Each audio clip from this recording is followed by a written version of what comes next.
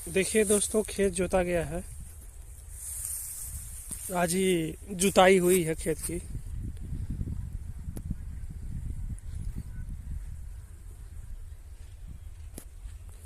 ये 2 मंडा रकबा है।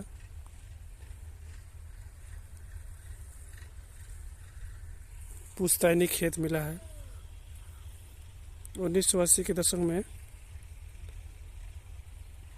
जब चकबंदी हुआ था तो इतना हिस्सा मिला था।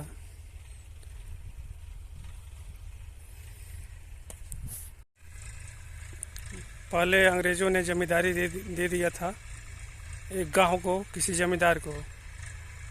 तो जमींदार ने चकबंदी करवाया और गांव में रहने वाले लोगों को खेत बोने के लिए दे दिया, आवंटित कर दिया। तो जो जितना बोता था, जमींदार तक जिसका जितना सोर्स था उसके हिसाब से उसको उतना क्षेत्रफल मिला। तो हमारे जो परदादा हैं या हमारी जो जाति है वो बहुत पिछड़ी जाति है, तो इस हिसाब से जाति के हिसाब से खेत मिला। और जमींदार लोगों के पास हमारे गांव में ज़्यादा खेत है। अभी हमारे गांव में जो लोग ऊंची जातियां हैं उनके पास बहुत ज़्यादा खेत है, बहुत ज़्यादा रकबा है। उनके पास बहुत ज़्यादा बगीचा है, बहुत ज़्यादा उनके पास कृषि क्षेत्र है। और हम लोगों के पास 2 मंडा, क्योंकि वो लोग ऊंची जाति हैं, हम लोग पिछड़ी जाति हैं। तो लगभग ये प्रत्येक गांव में दिखाई देता है कि कुछ जातियों के पास खेत ज़्यादा है, क्योंकि उनके दो पूर्वज थे, वो अंग्रेज़ों के यहाँ ज़मींदारी करते थे। तो अंग्रेज़ों ने उनको गिफ्ट कर दिया, वो पूरा रकबा, पूरा क्षेत्रफल ही गिफ्ट कर दिया।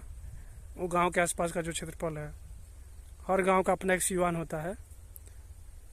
तो हमारे गांव का भी एक सीवान है। तो उस सीवान का जितना भी क्षेत्रफल है खेत का, तो सभी उस जमींदार को दे दिया जाता।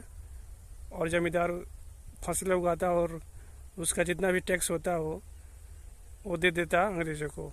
तो इस प्रकार आसपास के जितने भी खेत थे वो एक जात बिरादर जमींदार को मिल जाता था।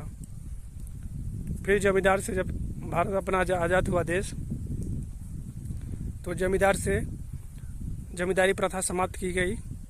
और जो एक मुश्त खेत था जो एक आदमी के हाथ में था, उसको छोटे छोटे टुकड़ों में बांटकर गांव में रहने वाले और भूमिहीन मजदूरों को दे दिए गए।